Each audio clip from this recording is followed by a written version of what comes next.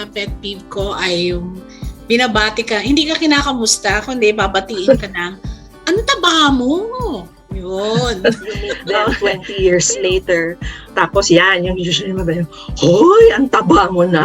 Ano nangyari sa'yo? Actually, yung first time ko na umuwi sa Philippines, na-offend talaga ako. Kasi lahat sila sabi nila, oh, Rodeline, ang taba-taba mo na. Siguro noon talaga, wala pa sa atin talaga yung culture of tact. You know? When you say that to me, does that give me permission to also say something bad about you? Kung pwede ko bang sabihin nga, ang bobo mo, or alam mo yung ilong mo laki. Right? Pwede ko bang sabihin? There are things that we don't say, you know, and I think maybe it's because Filipinos really think aloud, you know, they're thinking about it and then they just say it. Without posts on social media, that is really, for me, downright mean and rude.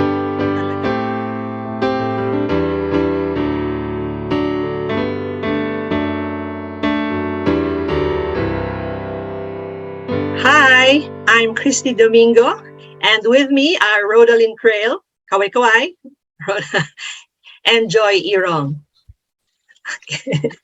For anyone who would care to join us in our talks over coffee, or what we usually call kapihan in the Philippines, we just want to greet all our kababayans out there. Magandang umaga, magandang hapon, or magandang gabi, whatever the case may be in your part of the world. We are the main team behind Sitio Natin, an organization that seeks to build a community of Filipinos in the diaspora and connect them with the Filipinos here in the Philippines who are passionate about promoting our languages and culture. So we decided to come up with a series of talks about anything and everything Filipino. I am based here in the Philippines, in Metro Manila. May dugong Bicolana po ako, no? And Rhoda here, who is married to an American, is from DeKalb, Illinois, while Joi is currently residing with her family in Toronto, Canada. Mga Ilocana naman po sila, no? But we will be speaking the way we will be speaking the way most Filipinos do, switching back and forth between Tagalog and English, or what we usually call Taglish, okay? So I hope you do stick around. And for today, you know, our first topic is all about yung mga sinasabi nating Filipino, which is somewhat offensive, okay? Sa atin okay lang, but we don't realize that it's offensive to other cultures. But the younger generation, medyo they're picking it up na, okay, these are things that we shouldn't say. So kumbaga yung tinatawag nating politically correct language, okay? So, Joi, ikaw ang unang tatanungin ko, ano yung sinasabi mo, gusto mo, yung parang pet peeve mo na, mga sinasabi ng mga Pinoy usually? Ang pinaka-pet peeve ko ay yung binabati ka, hindi ka kinakamusta, kundi babatiin ka ng, ang taba mo! Yun. Okay. Pero ito naman, usually, hindi naman to yung parang first time mong kakilala. Hindi. No? Hindi. So ito yung mga, actually ako na-experience ko, no? Syempre, alam mo naman, tayo ng kinasal. So that was mga 50 pounds ago, di ba? Mga sexy, balingkinitan pa, di ba? And then, you meet your relatives, lalo na sa relatives sa side ng husband ko, no? You meet them 20 years later. Tapos yan, yung usually mabaya, hoy, ang taba mo na! Ano nangyari sa'yo? So, ganon. No? Ako naman, being typically Pinoy, hindi naman ako masyadong na-offend noon sa ganon. Kasi alam ko na nga, syempre matanda na. Tapos usually, pag bumati sila ng gano'n, sasabihin ko na lang, tas gagayahin ko yung accent nila, no, sa Morong, Bataan. Sabihin ko yan, ay, ang sarap po kumain ay, hindi ko mapigilan. So, dadaanin mo na lang din sa humor, kumbaga, para hindi na lang ma-offend ako. At least that's how I take it. Pero ikaw, Joi, bakit yun ang pet peeve mo? Bakit mo nasabi yung gano'n? Actually, maraming versions yan eh. Yung Pakuha ka ng elepante, o kaya balyena mo na, or dumuble ka, o kaya, wow, talagang feel mong kusina, ha? Yung mga different kinds of shades, pero it means the same thing. Which, ano ba yung, ang tanong ko is, bakit mo sinabi yun? Is it because naiinis ka, mataba ako, or nagulat ka ba na mataba ako, o gusto mong I will feel so bad about myself? So yun ang tanong ko, why do people greet each other, Pilipinas? So even dito, mga Filipino gatherings, ng antaba mo. Yeah. Ano ba talaga yun? Yeah. Actually, nung first time ko na umuwi sa Philippines, na-offend talaga ako kasi lahat sila sabi nila, oh, Rodalyn, ang taba-taba mo na. Healthy ka na. And then they'll say, oh, talaga sigurong masayang-masaya ka, talagang ganyan siguro ang mayaman, maraming pera, maraming pagkain, all of those comments. And for me, I was taken aback just because I've totally forgotten how Filipinos greet you and how they directly say those things in front of you and in front of everybody. I think yung public kind of broadcasting, how you gain weight, ganyan, talagang medyo talaga parang na-offend ako. Yung parang, why are they saying that? And then eventually, I sort of thought about it now. Okay, that's how Filipinos really interact with one another. There's always this sort of open, public way of talking about your weight. Now, coming from the United States, we don't talk about our weights. We don't really say, oh, you're gaining weight. We hardly say that, even for our children. There were times before when I would tell, I would tell my daughter or something, I'll say, oh, I think she's gaining weight. And my husband would always, kind of scold me a little bit and say, oh, maybe there is a better way of saying that instead of you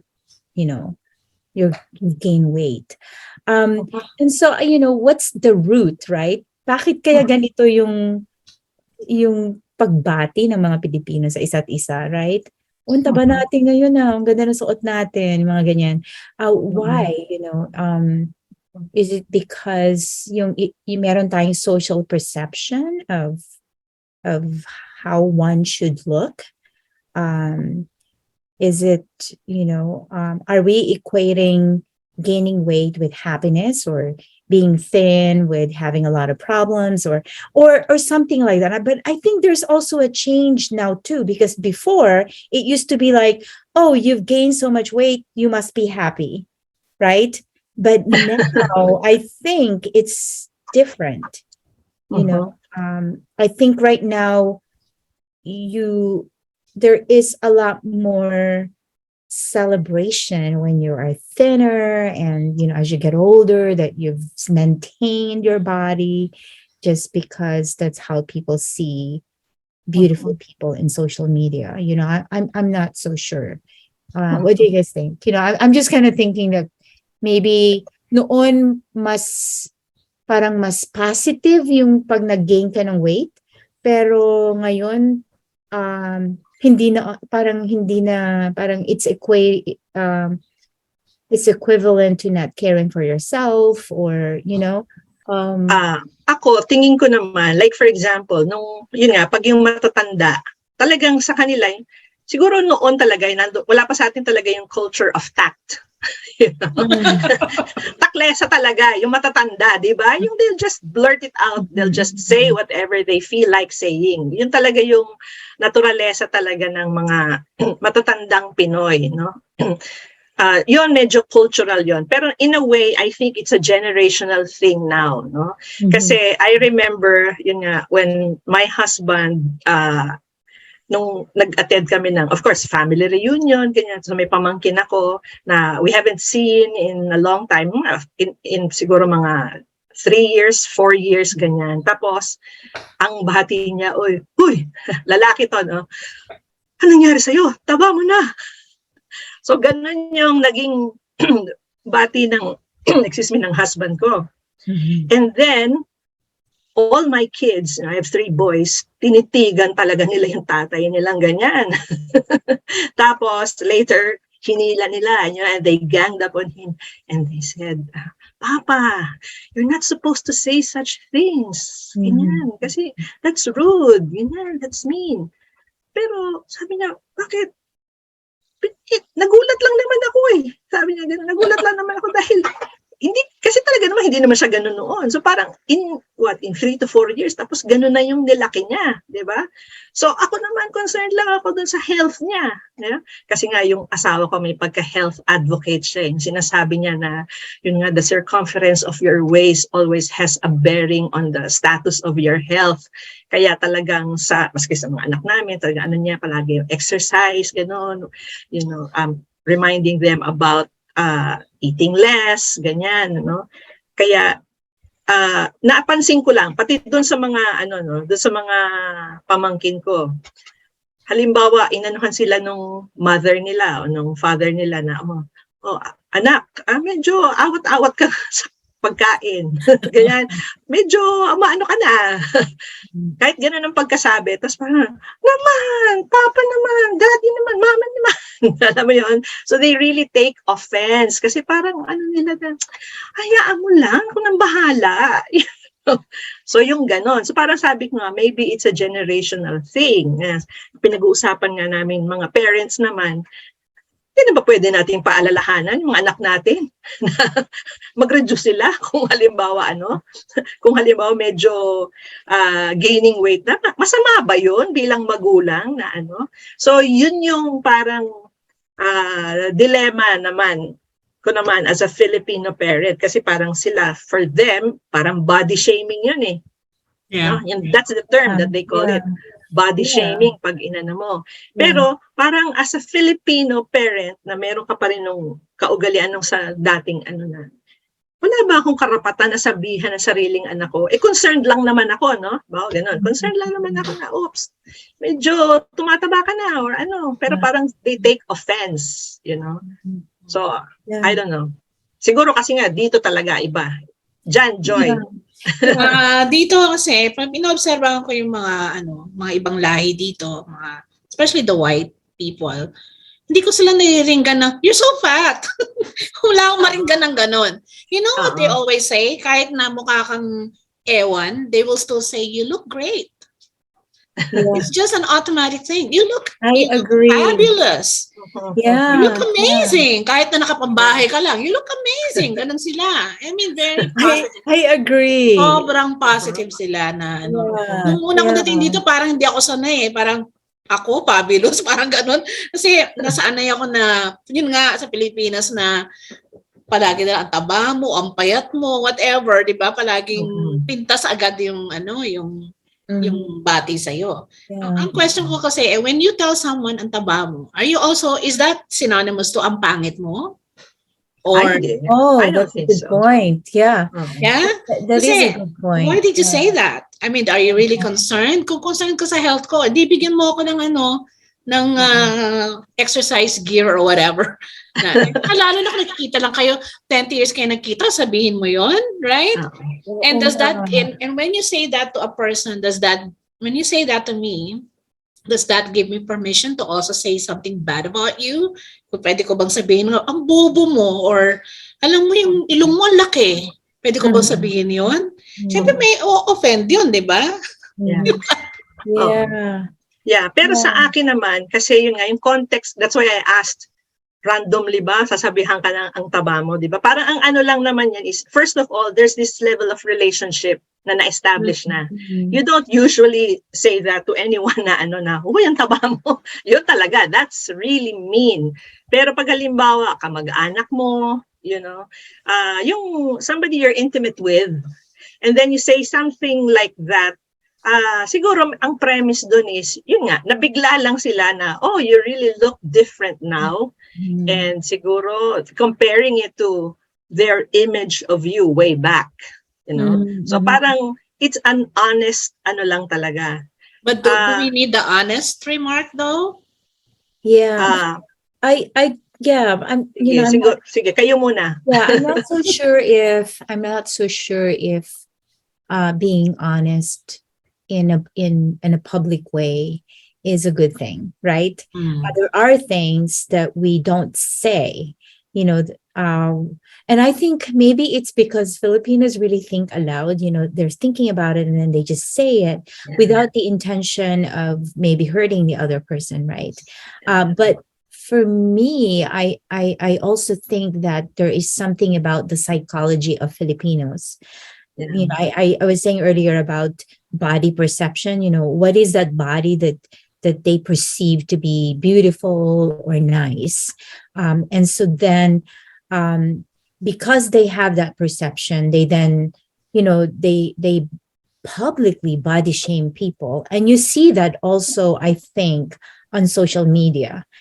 People really go on, and do things on social media that were just not acceptable, that without thinking that you're actually hurting the mental health of another person. I think especially now that,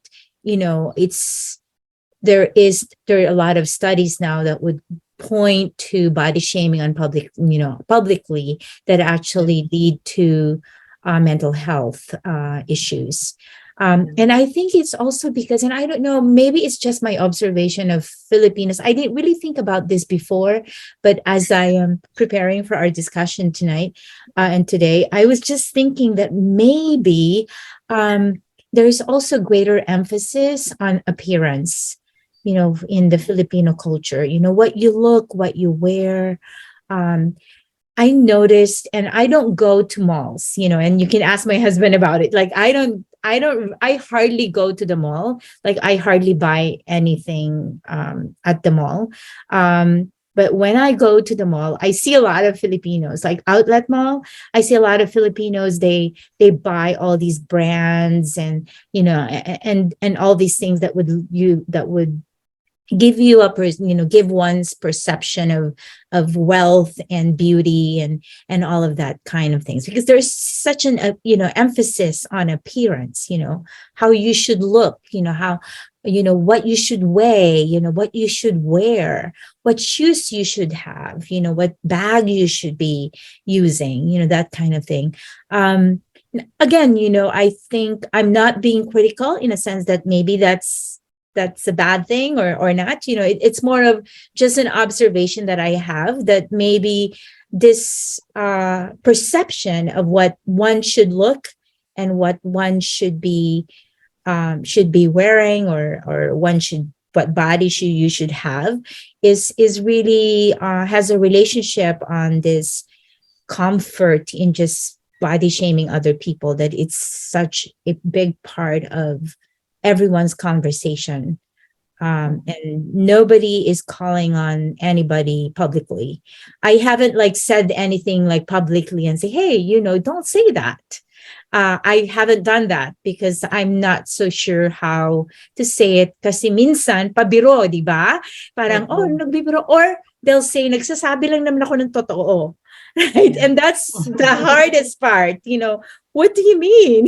It's like, yeah. What do you guys think? This kind of emphasis on appearance. Yes, totoo yung sa appearance talaga, because nga of social media, di ba? Yung talagang nandun talaga yung glorification dun sa mga magaganda, sexy, ganyan, ano. So dictates talaga ng ng social media. Pero yun nga, in a way, inaano ko rin yung sinasabi ko nga na yung base dun sa relationship, no? So I think pagka ganun, kasi yung binigay na example mo, Rhoda, about yung posts on social media, that is really, for me, downright mean and rude. Kung talagang ganun. Kasi lalo na yung mga, control din yun, or minsan, or basta yung mga tao lang na basta makakomment lang ba sa sa Facebook, So yun I think, yun ang masasabi natin talaga na masama. Pero for example, talagang kamag-anak mo, na ka-close mo, ako, I try not to take offense, when people say that. Kasi for example, ako nga, dahil once my husband said it, so I think, dahil kilala ko naman siya, I know he's not mean or unkind, or rude. So sa kanya talaga yung pagkabigla lang talaga. And then after our children told him na, oh, you're not supposed to say such things, So after that, okay, noted. Hindi na niya ulit sinabi yon, no, ever. So yun yung and naano ko rin kahit sa akin when I was gaining weight, I would usually ask, di ba, imbis na yung kahit maputi na ang buhok ko, so sasabihin ko, kahit mataba na ako, yung mamahalin mo pa rin ba ako? And of course, syempre sasabihin, ay nako, kahit maging dabya na ka pa, or gano'n ka pa maging lumba-lumba, my love for you will remain the same, di ba? So parang gano'n na Pero sa kanya, ang talaga niya is, I'm just concerned about your health, Pero sa akin, it's not really the looks, but I'm really concerned about your health. And seeing his lifestyle, ako naman, I really believe him. And I agree with him on that. Kasi kilala ko nga siya na gano'n. Pero pag hindi mo kilala yung tao at sasabihan ka lang talaga ng gano'n, yun nga, sabi ko, without the relationship, that's rude. That's really mean, I think Pero kung halimbawa, it boils down to being kind. You have to be, practice kindness. Kahit na best friend mo or stranger or matagal kayo hindi nakita.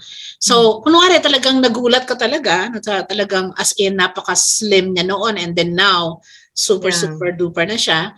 You can look for something else. Like kunwari yung buhok niya maganda, you say, I love your hair, or oh my gosh, I love your scarf. Where'd you get it? Mga ganon.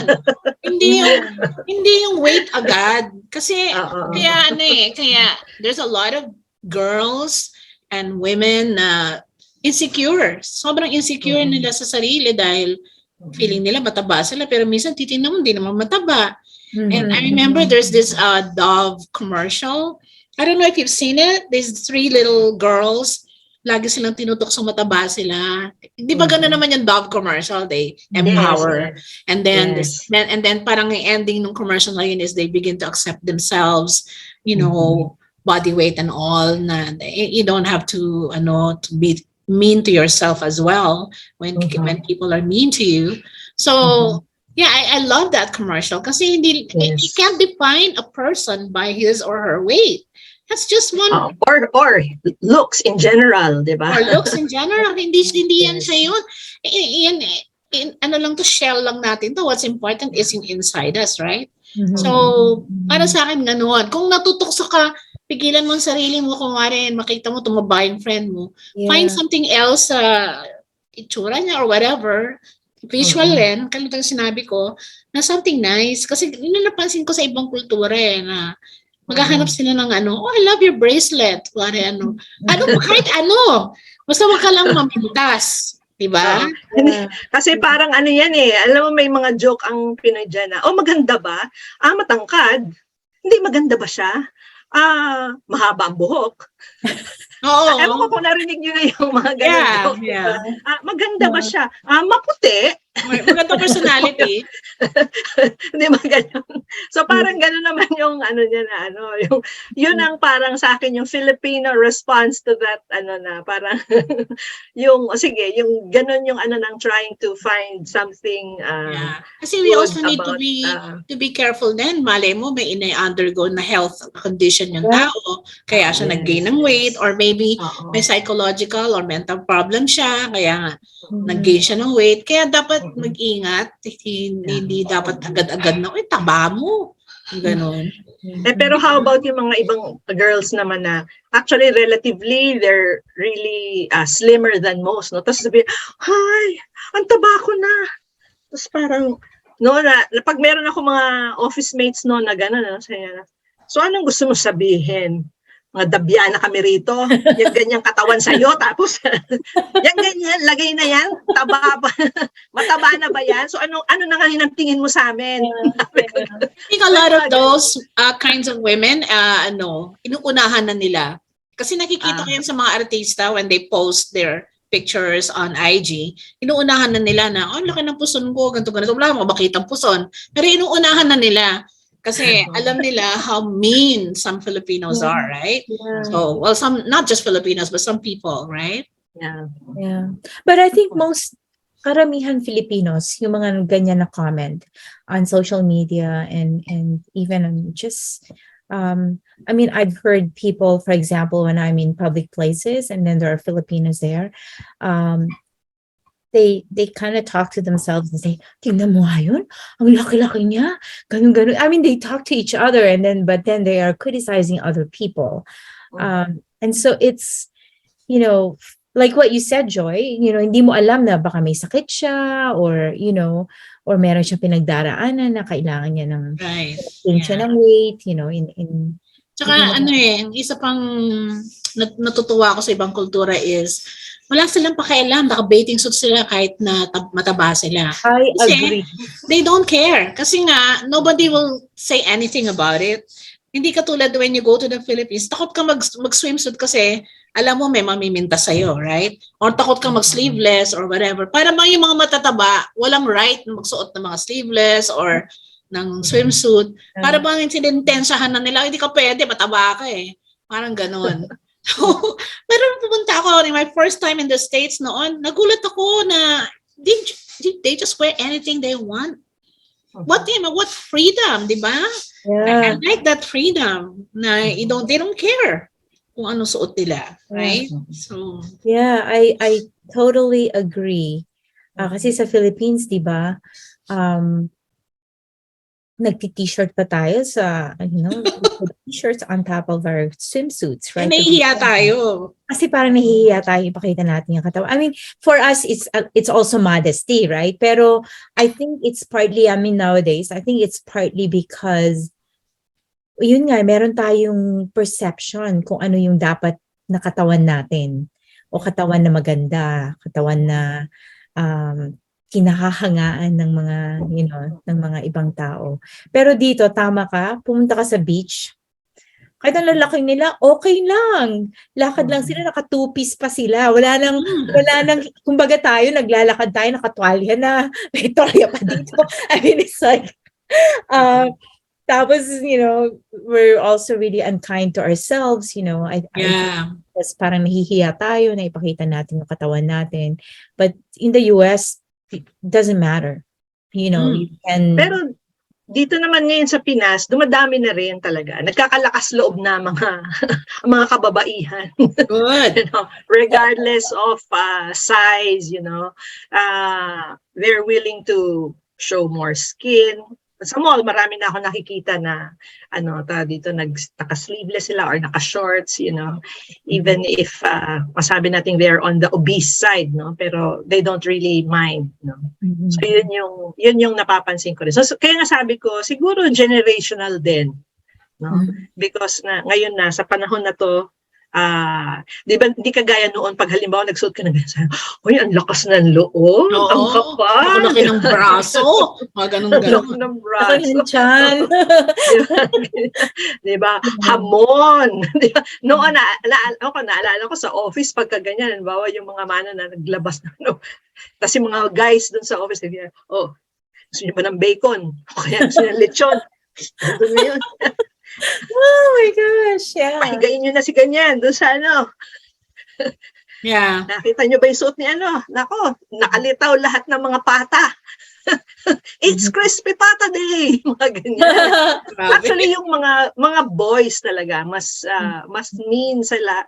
Of course, not posting ganyan, but when they talk about it among themselves, yon, mas grabe pa ang mga lalaki. Yeah, kasi nga meron sila talagang perception kung ano yung magandang katawan, lalo na ng mga kababaihan, right? Pero tayo din mga babae, we're also really not nice to each other too. Because again, it's the same thing. Kung ano yung iniisip natin, kung ano yung perception natin, kung ano yung magandang katawan, yun yung ating hinahangaan, right? And di pa paano ngayon, I mean, how can we change this? Like in a society level, you know, how do we, and I think the younger generation are taking over, right? You know, in terms of not to be, not to be rude, or, what is politically correct when it comes to, you know, to these kinds of conversation, what is not politically correct. But I think it's also not political. I think it's also really, what is socially acceptable, right? So that we're not affecting sort of that, we're not shaming people, but we're also not affecting the mental health of people, right? Especially of women. Um, you know, Again, I think it's a conversation that has to be done at home, but it's also a conversation that has to be taught in schools, what are acceptable and not acceptable. Yeah, mga teachers din, di ba? Mismo, Yeah.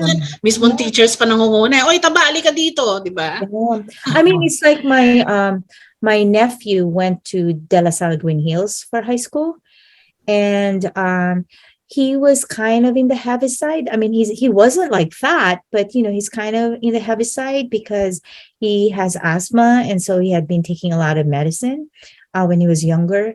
And at one point, there was a teacher who body shamed him. Oh. And so then it kind of created some anxiety.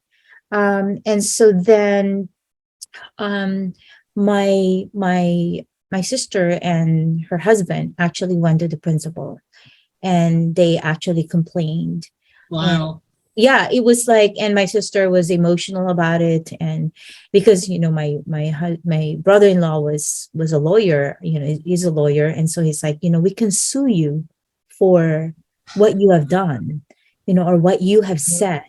And I guess the teacher, was emotional too, and at first he was denying, but sinabi niya yun sa parents niya na, the teacher said this, and it really hurt my feelings. And so then all the students, yung kaklase niya, I mean, hindi naman siya masyadong mataba, kind of join in the bullying, because it's like a teacher bullying another student, right? Right. So, which was not totally acceptable. And, they've had a lot of discussion about his weight. Hindi naman siya masyadong mataba. He's just kind of, bigger than normal people, in the Philippines. And sa Green Hills naman, Lasal Green Hills, marami din naman matatabado na bata, right? So it's, I think it's very common, not just within families, but also in situation where you are more powerful than other people. And so in this case, teacher siya sa De La Salle Green Hills, body shaming my nephew. So for me, that's not acceptable. And I didn't know exactly what happened. I totally forgot, kind of what are some of the consequences of what the teacher did. But they confronted the teacher. My sister and his wife, her husband, went to the principal and talked to the principal, and then they talked to the teacher. And the principal said, "Yeah, that's bullying. You can't do that." So even the principal was really amenable to that kind of, confronting the teacher, because that was definitely out of place. And so I think it's in every level of every level of, or every place, within family or outside of the family. I think there is sort of this disease of really just publicly shaming, not just body shaming, but really publicly shaming people, that Filipinos tend to have this comfort of just saying whatever they think. Whatever we Taklesa nga. taklesa, di ba? And I think that has to change. I think that has to change, and that has to be kind of part of our conversation. It's not just within families, but also in schools, in churches. That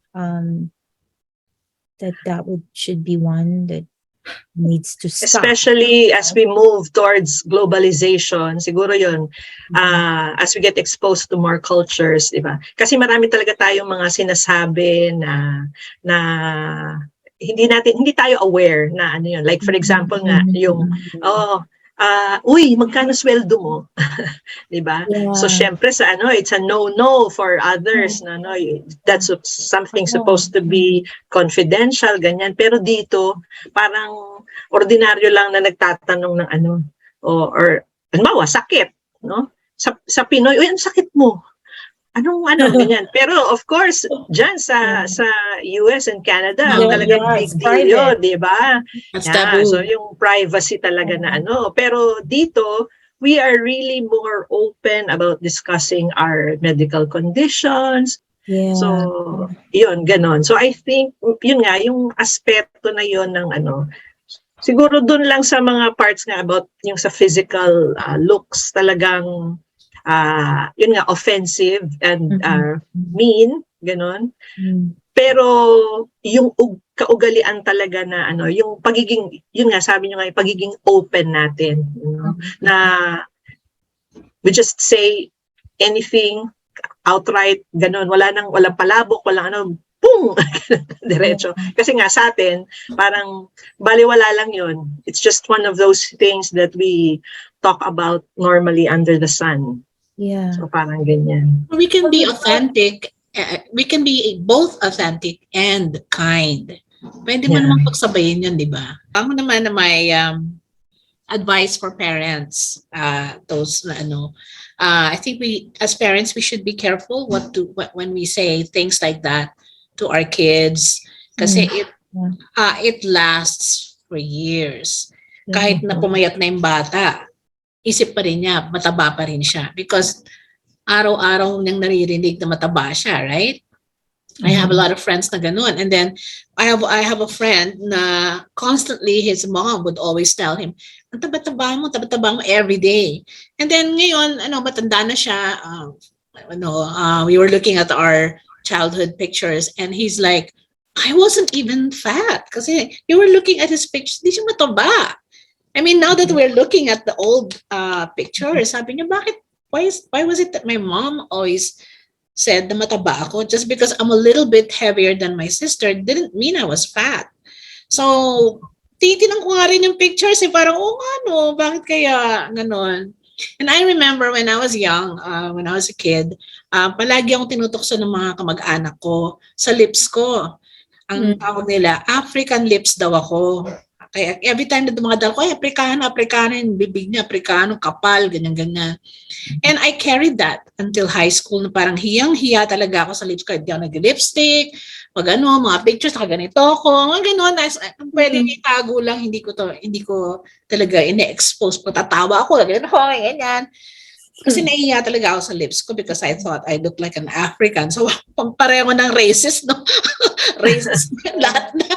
So, nag-college na ako, nauso na si college Angelina Jolie. When papuntang 90s na, sumulpot na si Angelina, my savior. Bago na ang definition ng lips. And then suddenly, women wanted uso ng full lips. Oo, nagpapa-injection na sila. Ganun. Siyempre, doon pa lang ako naglakas loob na mag-lipstick, na I could be proud of my lips, na ganyan. Pero imagine mo, kinayari ko yun for 20 years na hindi ako nag-lipstick, hindi ako masyadong gloss lang ako. Kasi nahihiya ako sa lips ko. Just because some relatives were Joi, you're beautiful. Even for the camp, you're beautiful, pero you're attractive. Yes, I know, pero yung pagbata ka, hindi mo Yeah. You believe what people tell you when you're a kid. That's true, yeah. You define yourself by what the elders tell you kung sino ka. Yeah. Ngayon, kung matalino kang bata, paglaki mo, you're gonna separate from that. Pero hindi lahat ng bata ganun. Right? Yeah, kailangan mag-ingat tayong mga magulang. Oo, tama ka na, kailangan tayo, lalo na yung generation natin, right? Our generation is a lot more open to say these things. But I also like what you pointed out, Christy, about the Filipinos are going overseas, right? We are exporting people. So I think part of the training should really be, what is acceptable in those countries and not acceptable. Right. Because obviously in the United States, you don't talk about these things, even in your workplace. Kahit na magkakilala na kayo, magkaibigan na kayo ng mga Yes. coworkers mo, you just don't talk about these things. You don't point out people's weight. You don't talk about their bodies. In fact, that's actually illegal, to be openly criticizing people's bodies. It's really, I think it's called Title IX. It's a hate crime. Protection. It's it's really protecting sexual harassment. Those can go in that definition, and I think we can be, Filipinos can be in big trouble if they, if they're not really careful. Yeah. So siguro sa education curriculum, dapat meron din yung cultural orientation. Tama. Yan. Part ng cultural orientation, what is acceptable or not acceptable, lalong-lalo na sa ibang bansa. Kasi nga, iba yung sa atin, iba yung sa ibang countries, no? Siguro one thing naman natin, for example, ang Japan, they're very particular about weight, no? I don't know if you've heard of metabol law, no? Ang Japan, they penalize those who are overweight or yung malalaki ang tiyan. So parang sa lalaki, it's 33.5, something like that. That's the limit. And then for women, it's 34.5 or 35.4 inches ang waistline. Pag beyond that, may penalty, no? Really? Yes, that's a law. Yes, metabol law ang tawag nila. So, meron silang ganon, and then they have fat tax. They impose higher tax on food and beverages that are fattening.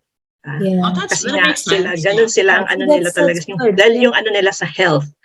Pero, but Japanese are very courteous people, Hindi naman natin na-encounter na yung mga Hapon ay magsasalita ng offensive na Siguro nga dahil sa nila talaga, maingat sila magsalita. Diba? So, kasama din siguro sa cultural orientation nila na yun, na hindi din sila basta nagsasalita lang na alam mo naman tayo mga Pinoy, basta tayo makapag... Tapos pa yung humor natin, alam mo yun. Yung humor ng comedy part. Yeah. Yung sometimes yung nagpapatawa tayo at the expense of others, how people look, di ba?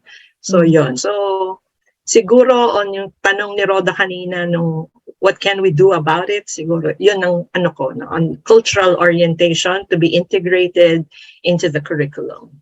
One last, another thing that parents can do is instead of, pintasan nila yung mga anak nila, think of activities, physical activities that they can do with their children. Hindi mo lang sasabihin, mag-exercise ka naman, bawasan mo ang kain mo. Instead na ganon, think of, activities. Why don't we bike together? Or why don't we go to the park? Or, do things together para makita ng bata na, this is good. This is spending time with you. It's not just about me being, pintasan, but it's a bonding time na makakalimutan niya yung issue na overweight or whatever, kasi gagawin mo siyang more positive para sa wholeness ng bata, para hindi siya mag-concentrate sa physical defects niya, right? Yeah.